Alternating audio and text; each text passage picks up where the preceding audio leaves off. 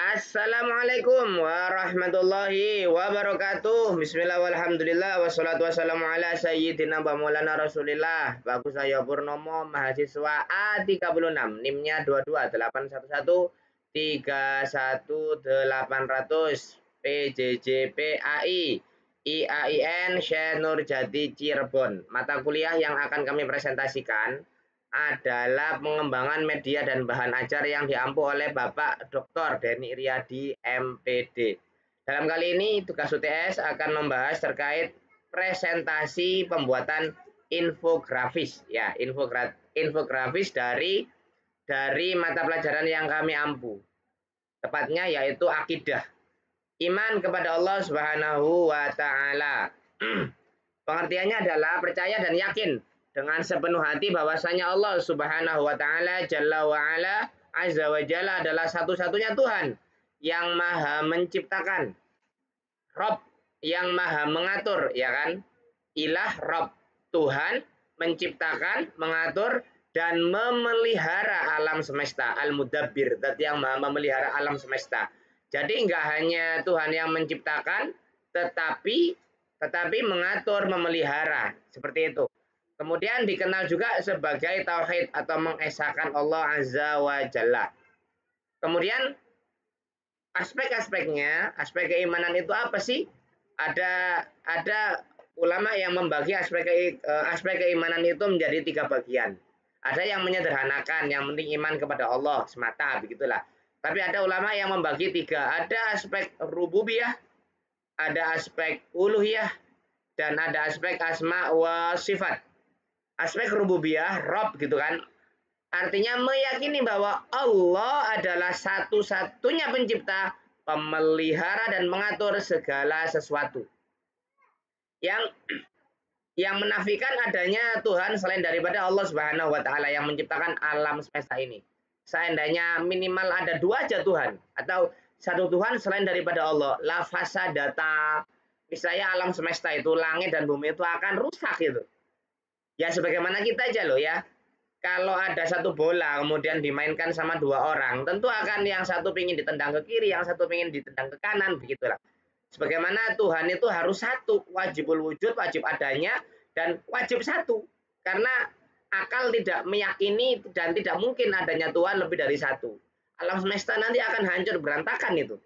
Kemudian ada aspek yang kedua adalah uluhiyah, yaitu mengesahkan Allah dalam segala bentuk ibadah tanpa menyekutukannya dengan siapapun dan dengan apapun, dengan sesuatu pun. Al-Ahadul Ahad, As-Somad, zat yang maha bergantung segala sesuatu. Gak ada tuh ceritanya kita ibadah ya kepada ke Allah Rabbul Alamin, tapi ibadah kepada yang lain. Ibadah kepada apa misalkan? Kepada asnam, kepada berhala, ibadah kepada batu-batuan atau kepada roh nenek moyang dan seterusnya. Atau mungkin diibadahi, siapa yang diibadahi? Apa yang diibadahi? Harta jabatan, kekuasaan, anak, istri, harta dunia dan seterusnya. Itu nggak ada. Kemudian yang ketiga adalah aspek-aspek keimanan itu ada asma wa sifat. Meyakini nama-nama dan sifat-sifat Allah yang maha sempurna dan tidak ada satupun makhluk yang setara dengannya. Laisa kamitslihi syai'un.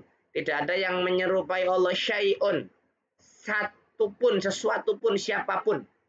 A'lan nakirah. Kalau bahasanya ulama nahwu. Syai'un itu adalah nakirah, yang paling nakirah, yang paling mubham, yang paling menyeluruh.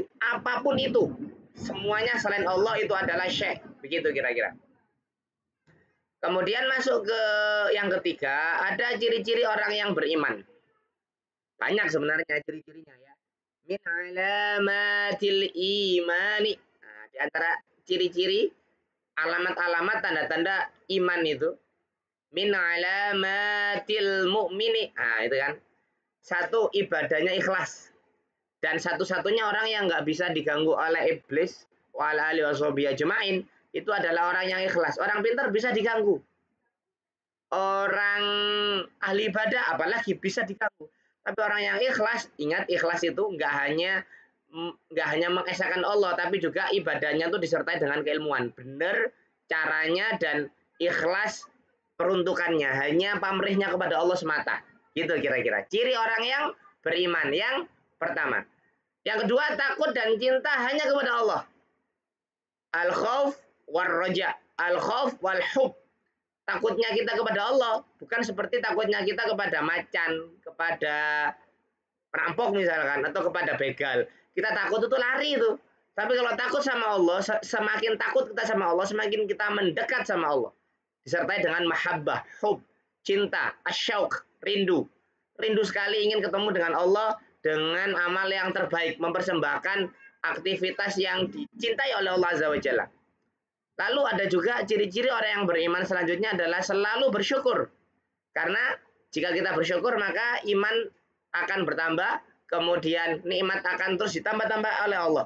Tapi jika kita kufur nikmat, maka inna azabi lasyadidun, kata Allah. Sesungguhnya azabku itu benar-benar amat pedih, waliyadzubillah. Lalu ada istiqomah, konsisten dalam hal kebaikan. Selanjutnya yang keempat, manfaat iman kepada Allah. Ketenangan jiwa, ala bidzikrillahi tatma'innul qulub.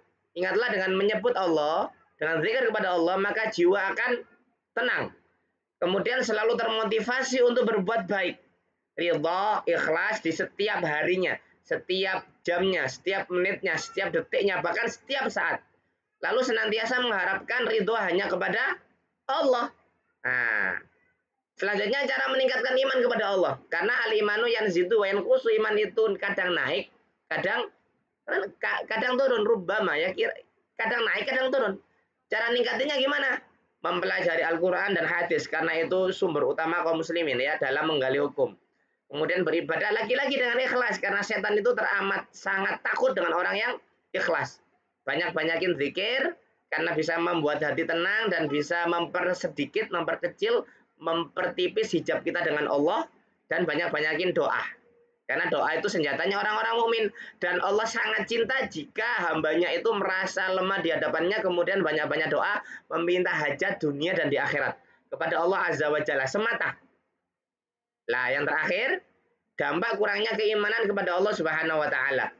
Ada keresahan, ada kekhawatiran, ada ta'ab, ada capek luar biasa karena merasa hidup nggak aman, hidup nggak sentosa, hidup nggak bahagia. Kenapa? Karena sedikitnya ridho Allah yang dia dapatkan, karena dia kurang imannya, banyak maksiatnya, kira-kira begitu. Kemudian akhirnya terjerumus kepada perbuatan kemaksiatan dan tujuan hidupnya jadi nggak jelas. Yang harusnya lempeng kepada Allah Subhanahu wa taala itu menjadi apa? Menjadi tergoyahkan, menjadi tersesat, toleh kiri kanan kebanyakan, akhirnya lupa akan tujuan hidup yaitu akhirat. Wa inad darul akhirata lahiya al hayawanu. Dan sesungguhnya negeri akhirat itu adalah benar-benar ad-dar al hayawan, adalah negeri yang sesungguhnya. Gitu. Jika kalian, jika saya, jika kita semua mengetahuinya. Mungkin itu presentasi singkat daripada Al-Fakir, Bagus Saya Purnomo. Ada kurang lebihnya mohon maaf. Semua kelebihan datang daripada Allah. Semua kelemahan, kekurangan, kesalahan, kedhaifan semata-mata datang dari saya pribadi. Mohon doa restunya, mohon bimbingannya selalu. Wa'alafu minkum, barakallahu fikum, jazakumullahu khairan katsiran. Assalamualaikum warahmatullahi wabarakatuh.